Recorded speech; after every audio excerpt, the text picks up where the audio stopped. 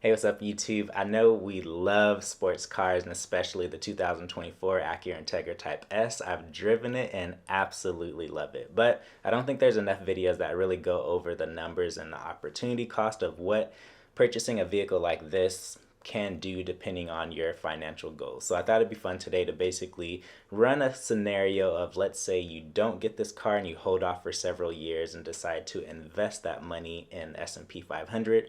What could your potential returns be and what could you do with that money later on? So let's go ahead and dive into the numbers, run some baseline scenarios of what that could do.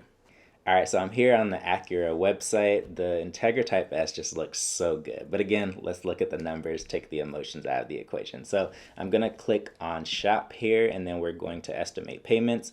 I'm literally gonna do this super baseline. I'm not gonna even include any type of destination and handling. I just wanna run like the bare minimum numbers, even though, of course, those numbers look totally different depending on certain scenarios. So let's say you decided to get the Integra Type S and you put 10% down. So I'm going to click finance here.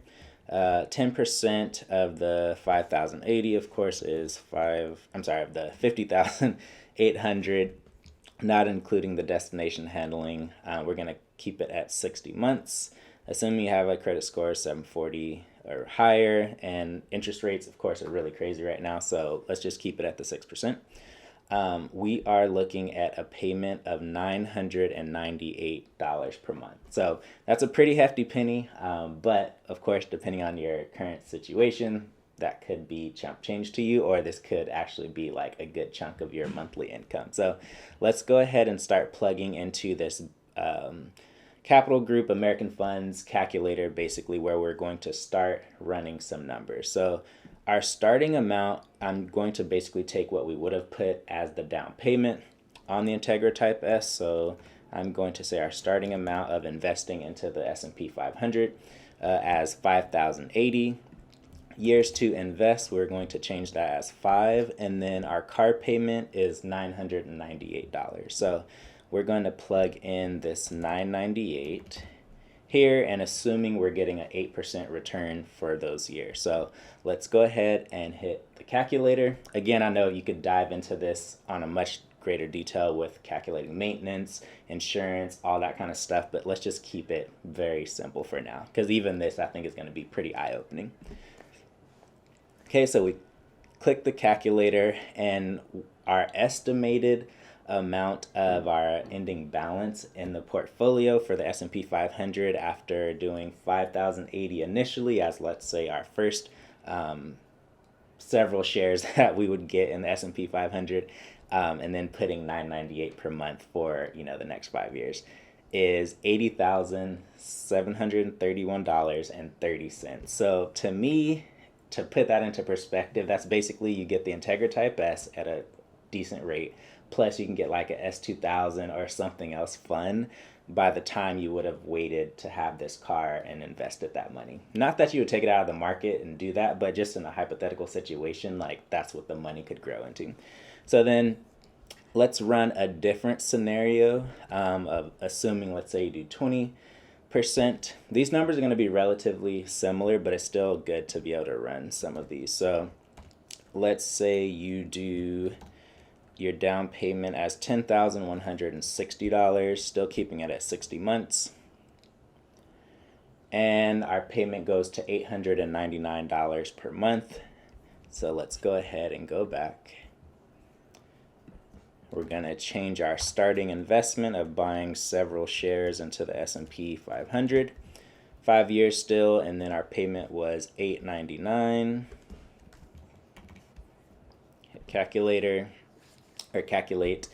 So our ending balance of what we are estimated to basically grow the portfolio is $80,927.53. So either way, that's still a ton, and it just shows the power of, let's say you decide to be patient. Maybe you're in that camp of you're really trying to grow your personal investment portfolios, and you're looking to be able to use that money for different things later on, but you're also a car enthusiast, so you're maybe battling like what's the best way to kind of go about it. Of course, this isn't financial advice, it's just some hypothetical situations. Now we know this could be higher than 8% depending on what the economy is later on, or it could be lower. We just never know. But the average, we're looking at about 8% return. So if you factor in all the other fees, this isn't even including destination and handling. This isn't including, accessories, all that kind of stuff. Let's run one more scenario because I'll show you how I'd spec mine,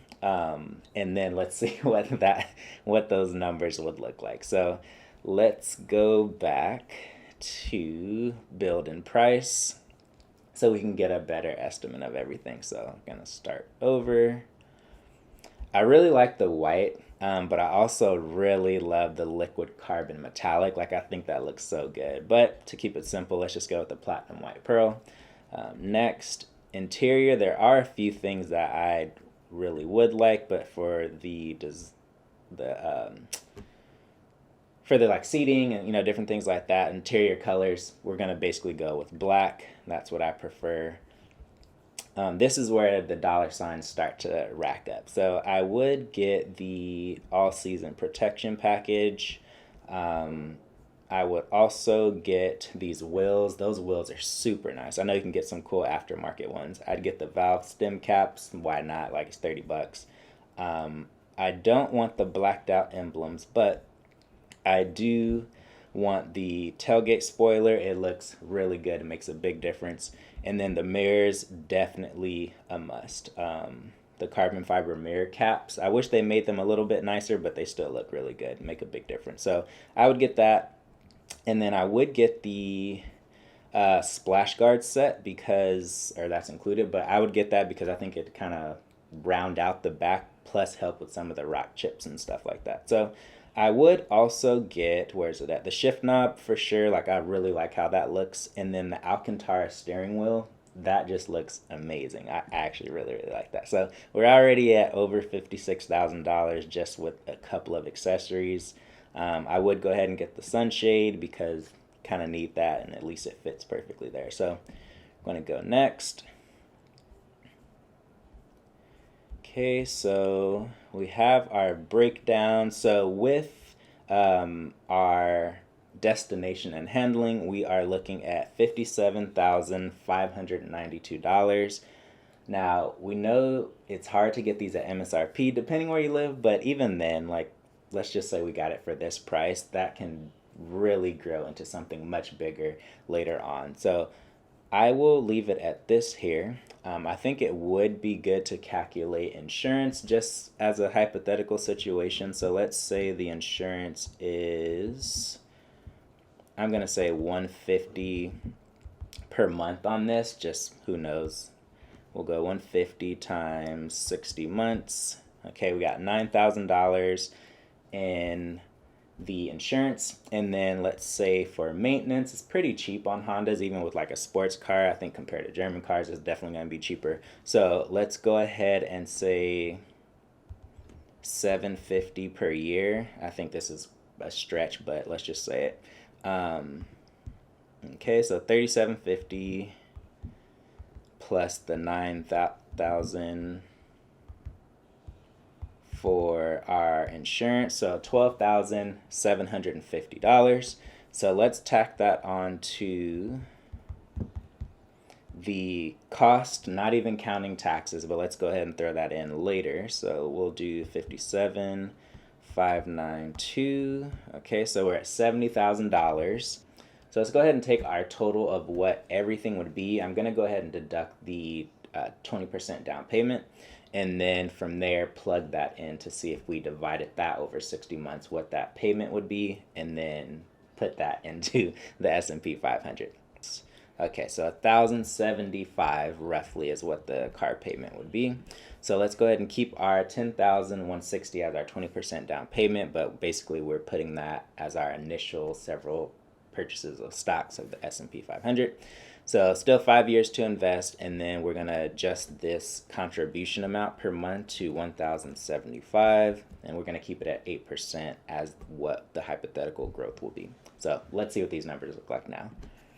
All right, so now it gets even more interesting. So when people are, either buying this car with a markup, buying a bunch of accessories, the opportunity of opportunity cost of the car goes up like significantly. So as you can see, if you decided to put, instead of getting the car and putting 20% down, let's say you use that down payment of $10,160 and bought a bunch of shares of the S&P 500 for the next 5 years roughly, you're looking at an estimated ending balance of $93,848.41. So that's definitely getting an Integra Type S plus an S2000 or whatever other car that you want to get. That could be fun. You could have money for track days at that point and a bunch of other, add-ons, parts, and stuff to modify your car. So I hope that puts it into perspective. Of course, obviously it's up to you on what you're looking to do and your current financial goals, but I think there's more videos that should be made about what the opportunity cost of these cars are, because we all get so excited, like, oh, this car is amazing, let's get it. But depending on where you are and how many things you're learning about personal finance, sometimes that can hold you back and make you want to press pause basically before you make a big investment and purchase like this, because it does kind of count against you as you can see in the future. And this is why certain people, depending on where they are in life later on, are buying cars, and it's a little bit easier because they've already been investing for several years and are able to buy these cash if they wanted to, or obviously use that money for other investments. So feel free to let me know what you think and what your current goals are. Are you thinking about getting this car? Are you going to hold off for a little bit? Personally, I would love to own this car, but right now it doesn't make sense, especially looking at numbers like this.